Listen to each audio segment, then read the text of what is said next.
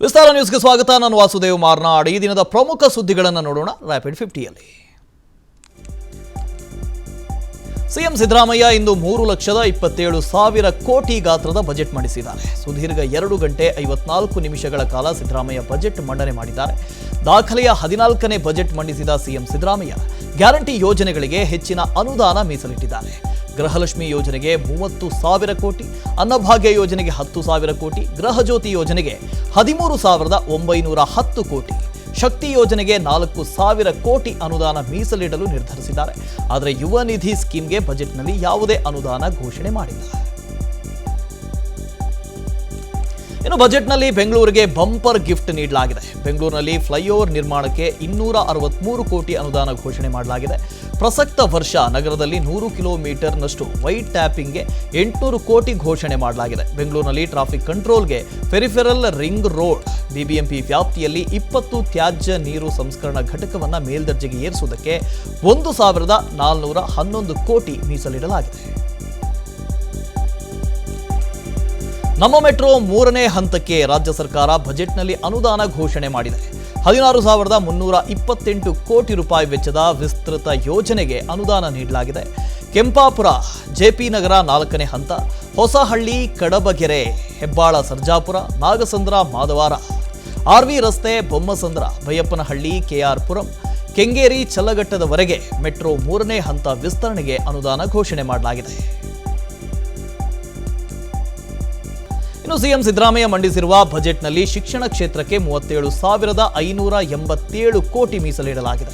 ಮಹಿಳಾ ಮತ್ತು ಮಕ್ಕಳ ಕಲ್ಯಾಣ ಇಲಾಖೆಗೆ 24,166 ಕೋಟಿ, ಇಂಧನ ಇಲಾಖೆಗೆ 22,773 ಕೋಟಿ, ನೀರಾವರಿ ಇಲಾಖೆಗೆ 19,044 ಕೋಟಿ, ಗ್ರಾಮೀಣಾಭಿವೃದ್ಧಿ ಇಲಾಖೆಗೆ 18,038 ಕೋಟಿ, ಒಳಾಡಳಿತ ಮತ್ತು ಸಾರಿಗೆ ಇಲಾಖೆಗೆ 16,638 ಕೋಟಿ, ಕಂದಾಯ ಇಲಾಖೆಗೆ 16,167 ಕೋಟಿಯಷ್ಟು ಬಜೆಟ್ನಲ್ಲಿ ಮೀಸಲಿಡಲಾಗಿದೆ. ಇನ್ನು ಆರೋಗ್ಯ ಇಲಾಖೆಗೆ 14,950 ಕೋಟಿ, ಸಮಾಜ ಕಲ್ಯಾಣ ಇಲಾಖೆಗೆ 11,173 ಕೋಟಿ, ಆಹಾರ ಮತ್ತು ನಾಗರಿಕ ಇಲಾಖೆಗೆ 10,460 ಕೋಟಿ, ಲೋಕೋಪಯೋಗಿ ಇಲಾಖೆಗೆ 10,143 ಕೋಟಿ, ಕೃಷಿ ಇಲಾಖೆಗೆ 5,860 ಕೋಟಿ, ಪಶುಸಂಗೋಪನೆ ಮೀನುಗಾರಿಕೆ ಇಲಾಖೆಗೆ 3,024 ಕೋಟಿ, ಅಲ್ಲದೆ ಇತರೆ ಇಲಾಖೆಗಳಿಗೆ 1,09,639 ಕೋಟಿ ಹಣವನ್ನು ಬಜೆಟ್ನಲ್ಲಿ ಮೀಸಲಿಡಲಾಗಿದೆ. ಶೂನ್ಯ ಬಡ್ಡಿ ದರದಲ್ಲಿ ರೈತರಿಗೆ 5 ಲಕ್ಷದವರೆಗೆ ಸಾಲ ನೀಡುವುದಾಗಿ ಬಜೆಟ್ನಲ್ಲಿ ಘೋಷಣೆ ಮಾಡಲಾಗಿದೆ. ರೈತರ ದೀರ್ಘಾವಧಿ ಸಾಲದ ಮಿತಿ 10 ರಿಂದ 15 ಲಕ್ಷಕ್ಕೆ ಏರಿಕೆ ಮಾಡಲು ನಿರ್ಧಾರ ಮಾಡಲಾಗಿದೆ. ಗೋದಾಮು ನಿರ್ಮಾಣಕ್ಕೆ 7% ಸಹಾಯಧನ, ಪಿಕಪ್ ವಾಹನ ಖರೀದಿಗೆ 7 ಲಕ್ಷದವರೆಗೆ ಸಾಲ, ವಾಹನ ಖರೀದಿಗೆ 4% ಬಡ್ಡಿ ದರದಲ್ಲಿ ಸಾಲ ನೀಡುವುದಾಗಿ ಸರ್ಕಾರ ಘೋಷಣೆ ಮಾಡಿದೆ. ಅಲ್ಲದೆ ರಾಜ್ಯದ 50 ಕಡೆ ಹಣ್ಣು, ಹೂವು, ತರಕಾರಿ ಸಂಗ್ರಹಕ್ಕೆ ಕೋಲ್ಡ್ ಸ್ಟೋರೇಜ್ ಘಟಕವನ್ನು ಸ್ಥಾಪನೆ ಮಾಡುವುದಾಗಿ ಘೋಷಣೆ ಮಾಡಿದೆ. ಇನ್ನು ಮೀನುಗಾರರಿಗೆ 3 ಲಕ್ಷದವರೆಗೆ ಬಡ್ಡಿ ರಹಿತ ಸಾಲ ನೀಡಲು ಬಜೆಟ್ನಲ್ಲಿ ಮೀಸಲಿಡಲು ನಿರ್ಧರಿಸಲಾಗಿದೆ. ಮೀನುಗಾರಿಕೆ ದೋಣಿಗಳಿಗೆ ಡೀಸೆಲ್ ಮಿತಿ ಏರಿಕೆಗೆ ನಿರ್ಧಾರ ಮಾಡಲಾಗಿದೆ. ಮೀನುಗಾರಿಕಾ ದೋಣಿ ಇಂಜಿನ್ ಬದಲಾವಣೆಗೆ ನೆರವು ನೀಡುವುದಾಗಿ ಘೋಷಣೆ ಮಾಡಲಾಗಿದೆ. ಸೀಮೆ ಎಣ್ಣೆ ಇಂಜಿನ್ನಿಂದ ಪೆಟ್ರೋಲ್ ಡೀಸೆಲ್ ಇಂಜಿನ್ ಬದಲಾವಣೆಗೆ ತಲಾ 50,000 ಮೀಸಲಿಡಲು ನಿರ್ಧಾರ ಮಾಡಲಾಗಿದೆ. ಸೀಗಡಿ ಉತ್ಪನ್ನಗಳ ಮೌಲ್ಯವರ್ಧನೆಗೆ ಉತ್ತಮ ಮಾರುಕಟ್ಟೆ ವ್ಯವಸ್ಥೆ ಕಲ್ಪಿಸುವುದಕ್ಕೆ ಸಹ ನಿರ್ಧಾರ ಮಾಡಲಾಗಿದೆ. ಇನ್ನು ರಾಜ್ಯ ಬಜೆಟ್ನಲ್ಲಿ ಮಹಿಳೆಯರಿಗೆ ಬಂಪರ್ ಗಿಫ್ಟ್ ನೀಡಲಾಗಿದೆ. ಮಹಿಳಾ ಉದ್ಯಮಿಗಳಿಗೆ 4% ಬಡ್ಡಿ ದರದಲ್ಲಿ ಸಾಲ ನೀಡುವುದಕ್ಕೆ ನಿರ್ಧಾರ ಮಾಡಲಾಗಿದೆ. ಆಸಿಡ್ ದಾಳಿ ಸಂತ್ರಸ್ತರಿಗೆ ಬಡ್ಡಿ ರಹಿತ ಸಾಲ ಸೌಲಭ್ಯವನ್ನು ನೀಡುವುದಾಗಿ ಘೋಷಣೆ ಮಾಡಿದ್ದಾರೆ. ಮಹಿಳಾ ಉದ್ದೇಶಿತ ಯೋಜನೆಗಳಿಗೆ 70,427 ಕೋಟಿ, ಮಕ್ಕಳ ಉದ್ದೇಶಿತ ಯೋಜನೆಗಳಿಗೆ 51,229 ಕೋಟಿಯನ್ನು ಬಜೆಟ್ನಲ್ಲಿ ಮೀಸಲಿಡುವುದಕ್ಕೆ ನಿರ್ಧಾರ ಮಾಡಲಾಗಿದೆ. ಗ್ಯಾರಂಟಿ ಭಾರ ಇಳಿಕೆಗೆ ರಾಜ್ಯ ಸರ್ಕಾರ ತೆರಿಗೆ ಭಾರ ಏರಿಕೆ ಮಾಡಲಿದೆ. ಅಬಕಾರಿ ಸುಂಕ 20% ಹೆಚ್ಚಳ ಮಾಡುವುದರ ಮೂಲಕ ಎಣ್ಣೆ ಪ್ರಿಯರಿಗೆ ಸರ್ಕಾರ ಬಿಗ್ ಶಾಕ್ ಕೊಟ್ಟಿದೆ. ಎಲ್ಲಾ ರೀತಿಯ ಮದ್ಯದ ದರ ಏರಿಕೆ ಮಾಡುವುದಾಗಿ ಘೋಷಣೆ ಮಾಡಿದೆ. ಬಿಯರ್ ಮೇಲೆ ಹೆಚ್ಚುವರಿ 10% ತೆರಿಗೆ ವಿಧಿಸಲಿದ್ದು, ಬಿಯರ್ ದರ 175 ರೂಪಾಯಿಯಿಂದ 185ಕ್ಕೆ ಏರಿಕೆ ಆಗಲಿದೆ. ಎಸ್ಸಿ ಎಸ್ಟಿ ಸಮುದಾಯಗಳ ಜನಸಂಖ್ಯೆಯನ್ನು ಆಧರಿಸಿ ಬಜೆಟ್ನಲ್ಲಿ ಅನುದಾನ ಮೀಸಲಿಡಲು ನಿರ್ಧರಿಸಲಾಗಿದೆ. ಕಳೆದ ಬಜೆಟ್ನಲ್ಲಿ 30,215 ಕೋಟಿ ಅನುದಾನವನ್ನು 34,294 ಕೋಟಿಗೆ ಹೆಚ್ಚಳ ಮಾಡಲಾಗಿದೆ. ಎಸ್ಸಿ ಎಸ್ಟಿಗೆ ಸೇರಿದ 10 ಕ್ರೇಸ್ ವಸತಿ ಶಾಲೆಗಳಲ್ಲಿ ಕ್ರೀಡಾ ಪ್ರೋತ್ಸಾಹಕ್ಕೆ 20 ಕೋಟಿ ರೂಪಾಯಿ, ಎಸ್ಸಿ ಎಸ್ಟಿ ವಿದ್ಯಾರ್ಥಿಗಳ ವಿದೇಶಿ ಉನ್ನತ ಶಿಕ್ಷಣಕ್ಕೆ 36 ಕೋಟಿ ರೂಪಾಯಿಯನ್ನು ಘೋಷಣೆ ಮಾಡಲಾಗಿದೆ. ಐಎಸ್ಇಸಿ ಸಂಸ್ಥೆಯಲ್ಲಿ ಪಿಎಚ್ಡಿ ಮಾಡುವುದಕ್ಕೆ ಅಂಬೇಡ್ಕರ್ ಫೆಲೋಶಿಪ್ಗೆ 2 ಕೋಟಿ, ಸ್ವಾವಲಂಬಿ ಸಾರಥಿ ಯೋಜನೆಯಲ್ಲಿ 4 ಚಕ್ರಗಳ ವಾಹನ ಖರೀದಿಗೆ ಶೇಕಡ 75% ಸಾಲ ನೀಡುವುದಾಗಿ ಘೋಷಣೆ ಮಾಡಲಾಗಿದೆ. ಪರಿಶಿಷ್ಟ ಜಾತಿ ಮತ್ತು ಪರಿಶಿಷ್ಟ ಪಂಗಡದ ಉದ್ಯಮಿಗಳಿಗೆ ರಾಷ್ಟ್ರೀಯ ಬ್ಯಾಂಕ್ಗಳಿಂದಲೂ ಸಾಲ ಸೌಲಭ್ಯಕ್ಕೆ ಅನುವು ಮಾಡಿಕೊಡುವುದಾಗಿ ಸರ್ಕಾರ ಘೋಷಣೆ ಮಾಡಿದೆ. ಇನ್ನು ಎಸ್ಸಿ ಎಸ್ಟಿ ಪಂಗಡದ 1 ಲಕ್ಷ ಯುವ ಜನರಿಗೆ ಕೌಶಲ್ಯಾಭಿವೃದ್ಧಿ ಮತ್ತು ಸ್ಪರ್ಧಾತ್ಮಕ ಪರೀಕ್ಷೆಗೆ ತರಬೇತಿ ನೀಡುವುದಕ್ಕೆ ಸರ್ಕಾರ ನಿರ್ಧಾರ ಮಾಡಿದೆ.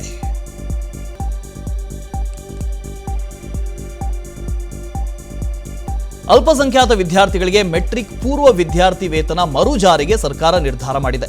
ಅಲ್ಪಸಂಖ್ಯಾತ ವಿದ್ಯಾರ್ಥಿಗಳ ವಿದ್ಯಾರ್ಥಿ ವೇತನಕ್ಕೆ 60 ಕೋಟಿ ರೂಪಾಯಿ ಅನುದಾನವನ್ನು ಬಜೆಟ್ನಲ್ಲಿ ಮೀಸಲಿಡಲಾಗಿದೆ.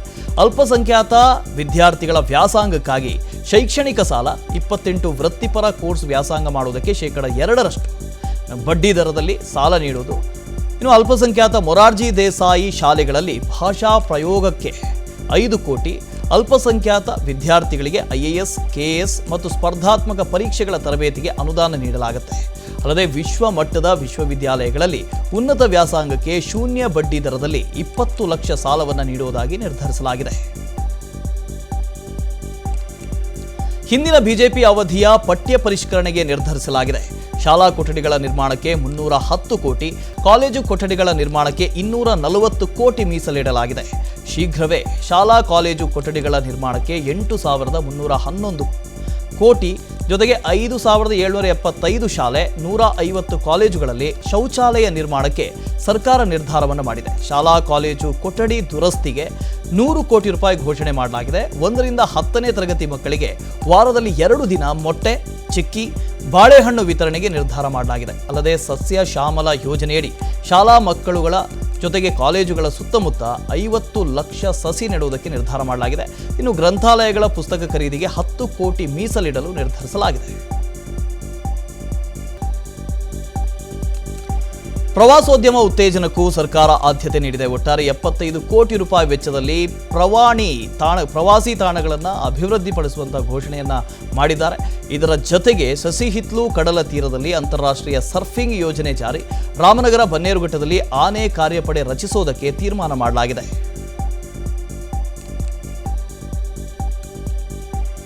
ಹಠಾತ್ ಹೃದಯ ಸಂಬಂಧಿ ಸಾವು ತಡೆಗೆ ಜಿಲ್ಲಾ ಮತ್ತು ತಾಲೂಕು ಆಸ್ಪತ್ರೆಗಳಲ್ಲಿ ಎಇಡಿ ಕೇಂದ್ರ ಸ್ಥಾಪನೆಗೆ ಸರ್ಕಾರ ನಿರ್ಧಾರ ಮಾಡಿದೆ. ರಾಜ್ಯದ 219 ಕಡೆಗಳಲ್ಲಿ ಡಯಾಲಿಸಿಸ್ ಕೇಂದ್ರ ಸ್ಥಾಪನೆ ಮಾಡಲಾಗುವುದು ಅಂತ ಘೋಷಣೆ ಮಾಡಿದ್ದಾರೆ. ಬ್ರೈನ್ ಹೆಲ್ತ್ ಇನ್ಸ್ಟಿಟ್ಯೂಟಿವ್ ಯೋಜನೆಗೆ 25 ಕೋಟಿ, ಪ್ರತಿ ಜಿಲ್ಲೆಗೆ 2ರಂತೆ ಎಕ್ಸ್ರೇ ಯಂತ್ರ ಖರೀದಿಗೆ 20 ಲಕ್ಷ ಮೀಸಲಿಡಲಾಗಿದೆ. ರಾಮನಗರ ಜಿಲ್ಲೆಯ ಕನಕಪುರ ತಾಲೂಕಿನಲ್ಲಿ ಹೊಸ ವೈದ್ಯಕೀಯ ಕಾಲೇಜು ನಿರ್ಮಾಣ ಮಾಡಲಾಗುವುದು ಅಂತ ಸಿಎಂ ಸಿದ್ದರಾಮಯ್ಯ ಘೋಷಣೆ ಮಾಡಿದ್ದಾರೆ. ಉತ್ತರ ಕನ್ನಡ ಜಿಲ್ಲೆಯಲ್ಲಿ 450 ಬೆಡ್ಗಳ ಆಸ್ಪತ್ರೆ ಸ್ಥಾಪನೆ, ಕಾರವಾರದಲ್ಲಿ 450 ಬೆಡ್ಗಳ ಆಸ್ಪತ್ರೆ ನಿರ್ಮಾಣ, ಗದಗ, ಕೊಪ್ಪಳ, ಕೊಡಗು ಜಿಲ್ಲೆಯಲ್ಲೂ ಆಸ್ಪತ್ರೆ ನಿರ್ಮಾಣಕ್ಕೆ ಸರ್ಕಾರ ನಿರ್ಧಾರ ಮಾಡಿದೆ. ಅಲ್ಲದೆ ರಾಜ್ಯದ ಮೈಸೂರು, ಕಲಬುರಗಿ, ಬೆಳಗಾವಿಯಲ್ಲಿ ಸೂಪರ್ ಸ್ಪೆಷಾಲಿಟಿ ಆಸ್ಪತ್ರೆ ಸ್ಥಾಪನೆ ಮಾಡಲಾಗುವುದು ಅಂತ ಬಜೆಟ್ನ ವೇಳೆ ಸಿಎಂ ಸಿದ್ದರಾಮಯ್ಯ ಘೋಷಣೆ ಮಾಡಿದರು. ದಿವಂಗತ ನಟ ಪುನೀತ್ ರಾಜ್ಕುಮಾರ್ ಹೆಸರಿನಲ್ಲಿ ಆರೋಗ್ಯ ಕಾರ್ಯಕ್ರಮವೊಂದನ್ನು ರಾಜ್ಯ ಬಜೆಟ್ನಲ್ಲಿ ಘೋಷಿಸಲಾಗಿದೆ. ಸುಮಾರು 6 ಕೋಟಿ ಅನುದಾನದಡಿ ಜಿಲ್ಲಾ ಹಾಗೂ ತಾಲೂಕು ಆಸ್ಪತ್ರೆಗಳಲ್ಲಿ ವಿಶೇಷ ಘಟಕ ಸ್ಥಾಪಿಸುವುದಕ್ಕೆ ನಿರ್ಧರಿಸಲಾಗಿದೆ. ಪುನೀತ್ ರಾಜ್ಕುಮಾರ್ ಆರೋಗ್ಯ ಭಾಗ್ಯ ಘಟಕದಲ್ಲಿ ಹಠಾತ್ ಹೃದಯ ಸಂಬಂಧಿ ಸಾವು ತಡೆಗೆ ಸೂಕ್ತ ಚಿಕಿತ್ಸೆ ನೀಡುವುದಕ್ಕೆ ಜಿಲ್ಲಾ ಹಾಗೂ ತಾಲೂಕು ಆಸ್ಪತ್ರೆಗಳಲ್ಲಿ ವಿಶೇಷ ಘಟಕ ಸ್ಥಾಪಿಸುವುದಾಗಿ ಸರ್ಕಾರ ಘೋಷಣೆ ಮಾಡಿದೆ.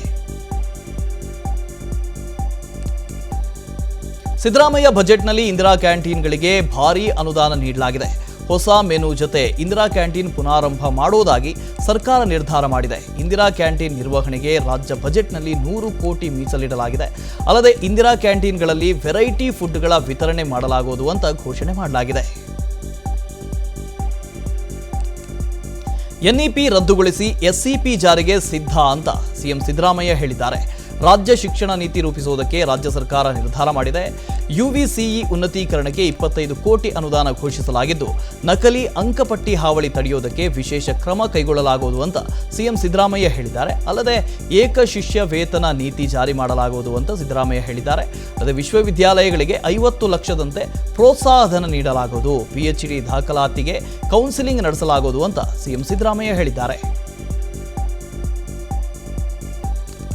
ಕಾನೂನು ಸುವ್ಯವಸ್ಥೆ ಪಾಲನೆಗೆ ಸರ್ಕಾರ ಬಜೆಟ್ನಲ್ಲಿ ಒತ್ತು ನೀಡಿದೆ. ನೈತಿಕ ಪೊಲೀಸ್ಗಿರಿ ಹೆಸರಿನಲ್ಲಿ ದಬ್ಬಾಳಿಕೆಗೆ ಕಡಿವಾಣ ಹಾಕುವುದಾಗಿ ಸರ್ಕಾರ ತೀರ್ಮಾನ ಮಾಡಿದೆ. ಸಾಮಾಜಿಕ ಜಾಲತಾಣಗಳಲ್ಲಿ ಸುಳ್ಳು ಹರಡುವ, ಸೌಹಾರ್ದತೆ ಕೆಡಿಸುವ ಶಕ್ತಿಗಳ ವಿರುದ್ಧ ನಿರ್ದಾಕ್ಷಿಣ್ಯ ಕ್ರಮ ತೆಗೆದುಕೊಳ್ಳಲಾಗುತ್ತೆ ಅಂತ ಘೋಷಣೆ ಮಾಡಿದ್ದಾರೆ. ಸಾಮರಸ್ಯ ಕಾಪಾಡುವುದೇ ನಮ್ಮ ಆದ್ಯತೆ ಅಂತ ಸರ್ಕಾರ ಹೇಳಿದೆ.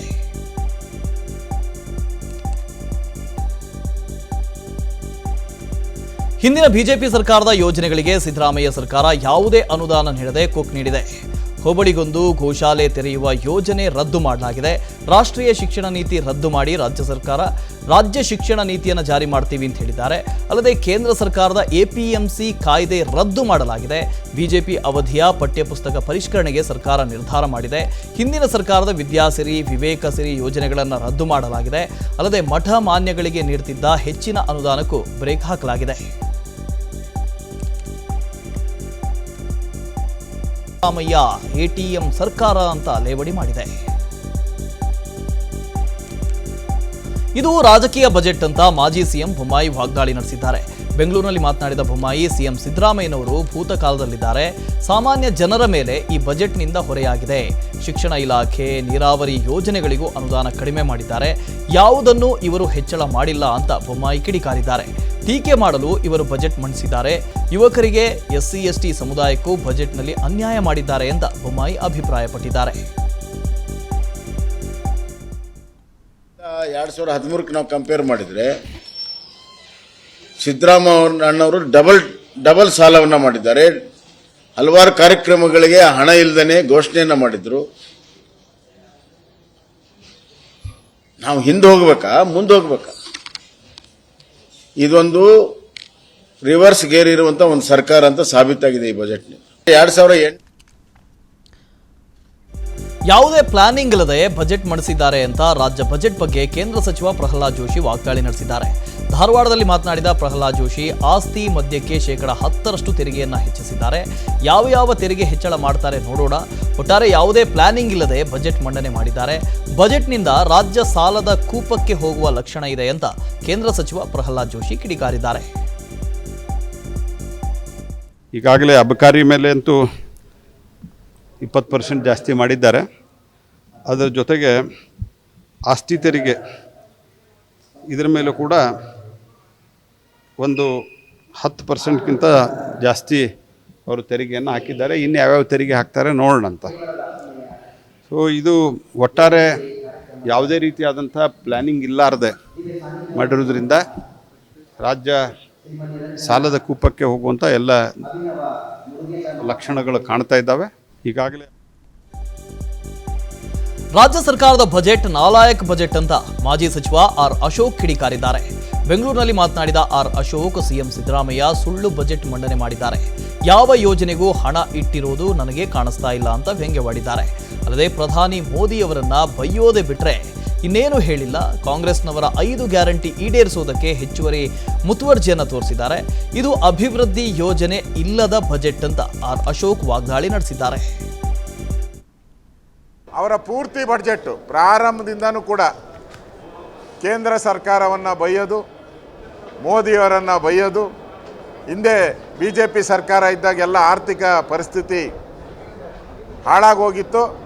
ನಾನು ಬಂದು ಏನೋ ಮಾಡಿಬಿಡ್ತೀನಿ ಅಂತ ತೋರಿಸಿದ್ದಾರೆ. ಇದು ಡಿಫಿಷಿಯೇಟ್ ಬಜೆಟು. ಮತ್ತು ಒಂದೊಂದು ಇಲಾಖೆಗೂ ಕೂಡ ಆದಾಯವನ್ನು ಜಾಸ್ತಿ ಮಾಡಿದ್ದಾರೆ. 5 ಗ್ಯಾರಂಟಿಗಳನ್ನು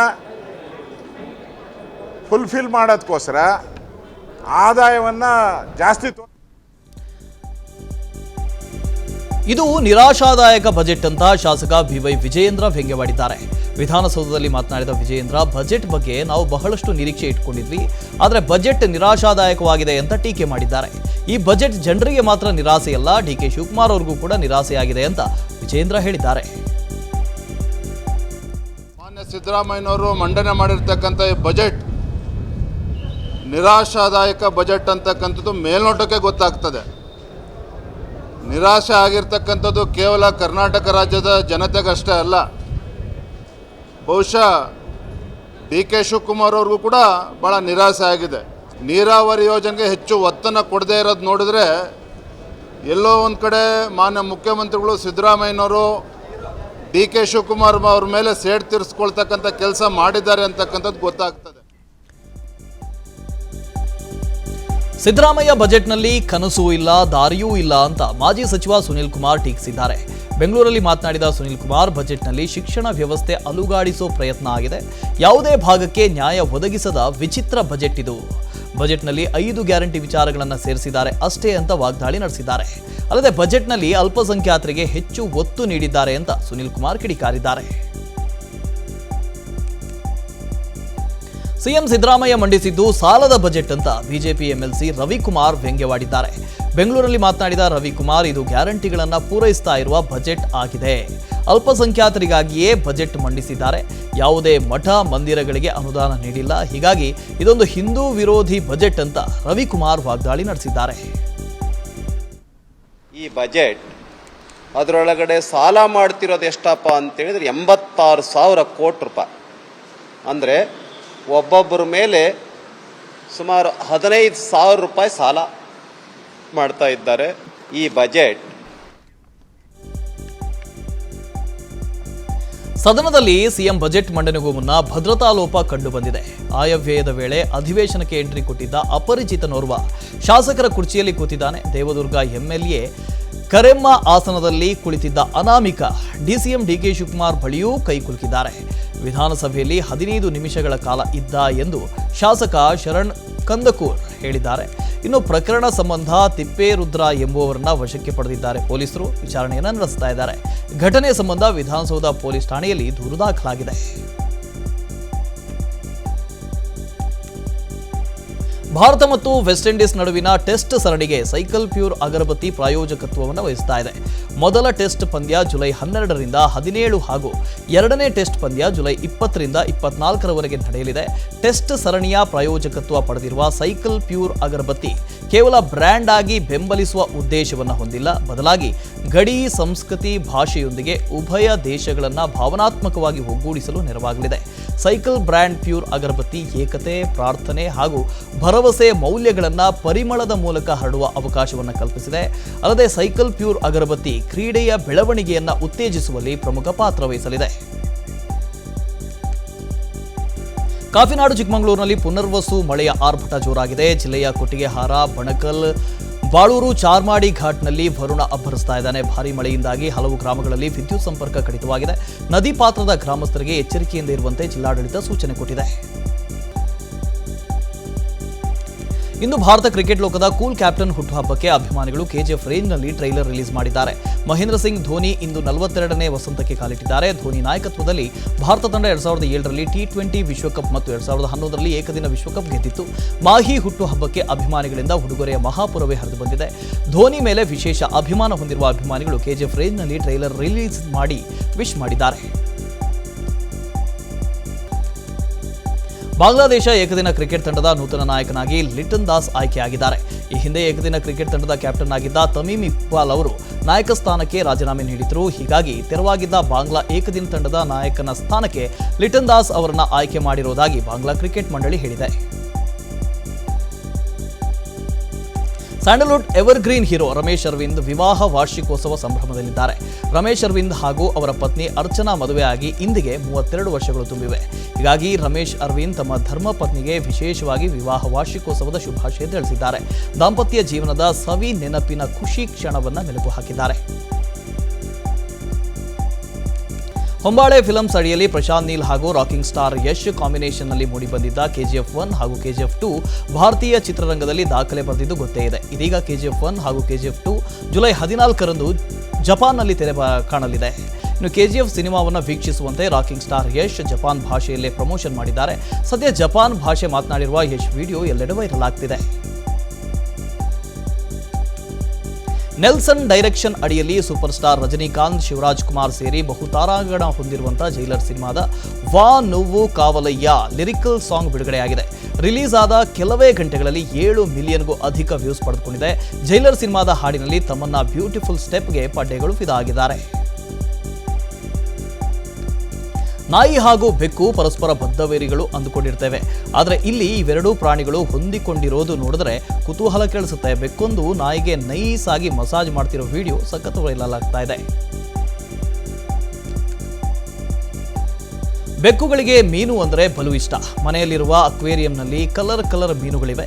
ಹೊಂಚು ಹಾಕಿ ಕೂತಿದ್ದ ಬೆಕ್ಕೊಂದು ಮೀನು ಬೇಟೆಗೆ ಕಾಯುತ್ತಾ ಕೂತಿದೆ. ಈ ಕಲರ್ಫುಲ್ ಮೀನು ಮರಿ ಹಿಡಿಯೋದಕ್ಕೆ ಬೆಕ್ಕು ಹೊಂಚು ಹಾಕಿ ಕೂತಿದ್ದು ಮೀನು ಹತ್ತಿರ ಬರ್ತಾ ಇದ್ದಂತೆ ಹಿಡಿಯೋದಕ್ಕೆ ಮುಂದಾಗುತ್ತೆ. ಆದರೆ ಅದು ಬೆಕ್ಕಿನ ಕೈಗೆ ಸಿಗೋದೇ ಇಲ್ಲ.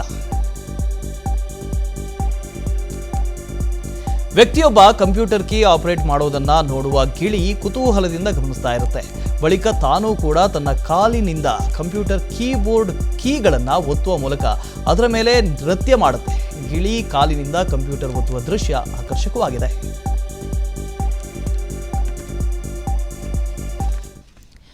ಇದಾಗಿತ್ತು ಇವತ್ತಿನ ಅಪ್ಡೇಟ್ಸ್. ಅನುಕ್ಷಣದ ಸುದ್ದಿಗಾಗಿ ನೋಡ್ತಾ ಇರೋ ವಿಸ್ತಾರ ನ್ಯೂಸ್. ಇದು ನಿಖರ ಜನಪರ. ವಿಸ್ತಾರ ನ್ಯೂಸ್ ನಿಖರ ಜನಪರ.